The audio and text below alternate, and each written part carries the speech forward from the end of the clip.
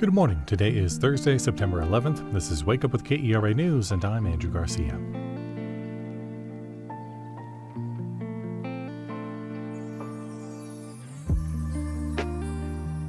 It's going to be mostly sunny again today, with highs climbing back up into the mid-90s.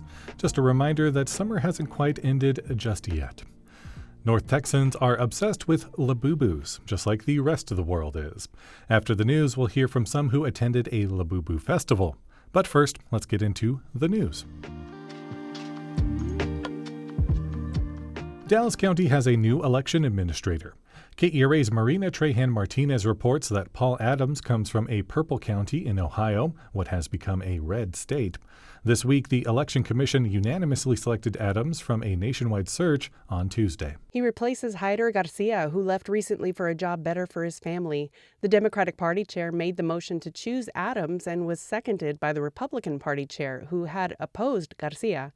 County Judge Clay Lewis Jenkins chairs the Election Commission. It's very important that in elections that both sides, and particularly the side that doesn't end up winning, knows that the election was free and fair, and it may not have gone their way, but it was a fair election. Adams had been president of the Ohio Association of Election Officials. For KERA News, I'm Marina Trahan-Martinez in Dallas.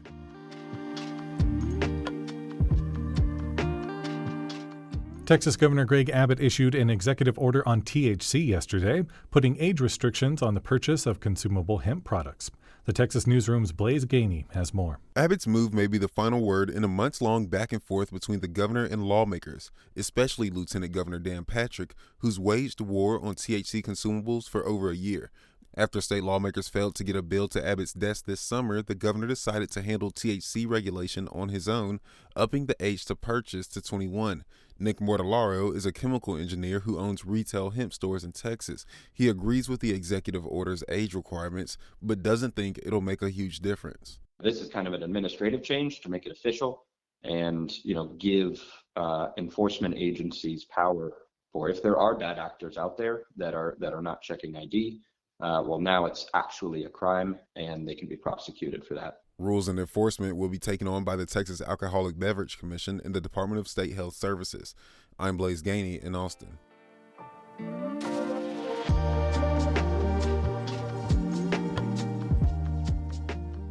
Labubus. They're the furry dolls with the gnashing teeth that seem to be everywhere these days.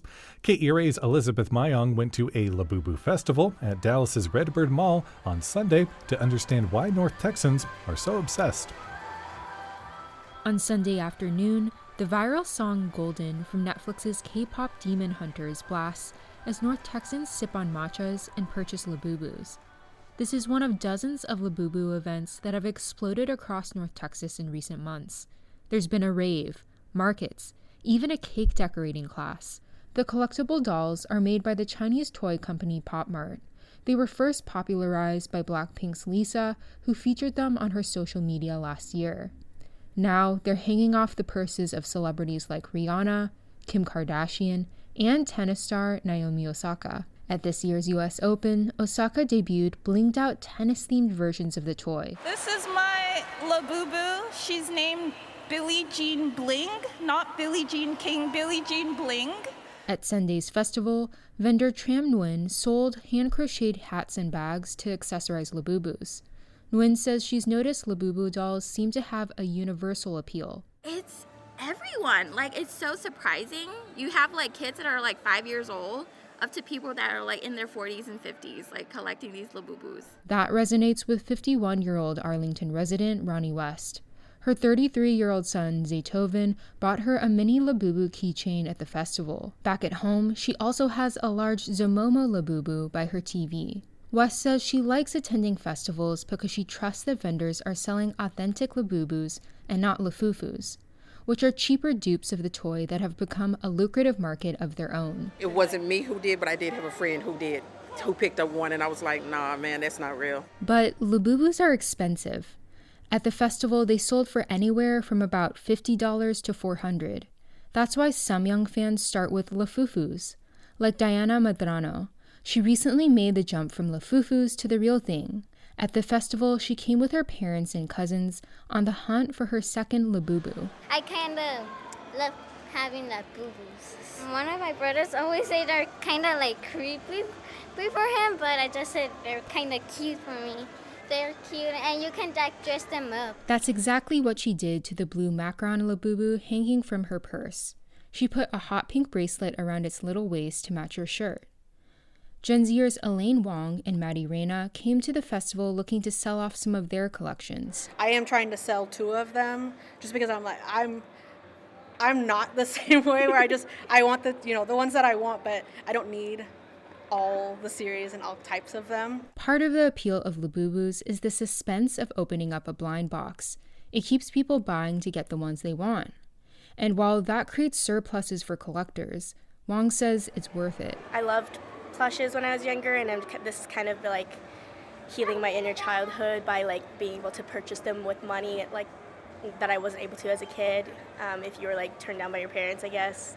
For many North Texans, whether they're actually kids or just kids at heart, that seems to be the draw of the quirky-looking fluffy dolls with gnashing teeth. For KERA News, I'm Elizabeth Mayong in Dallas.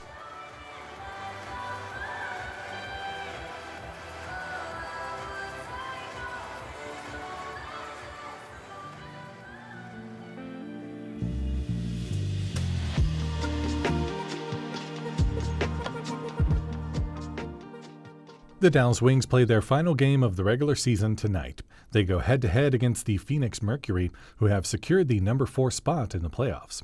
The playoffs kick off on Sunday. It's time for Grapevine's 39th Annual GrapeFest. The largest wine festival in the Southwest kicks off with a Roaring 20s theme this year. For more information and some more fun things to do, visit our Go See DFW calendar at kera.org/calendar. Thanks for listening to Wake Up with KERA News. I'm your host, Andrew Garcia. This show is produced by Shardae White with editing support from Bekah Morr. For more news in your inbox, visit kera.org/wakeup. That's where you can subscribe to the Wake Up with KERA News newsletter. You'll get a more in-depth look into the news with plenty of good morning vibes. Connect with us on Facebook, Instagram, and TikTok at KERATX. Have a great day. We'll see you tomorrow.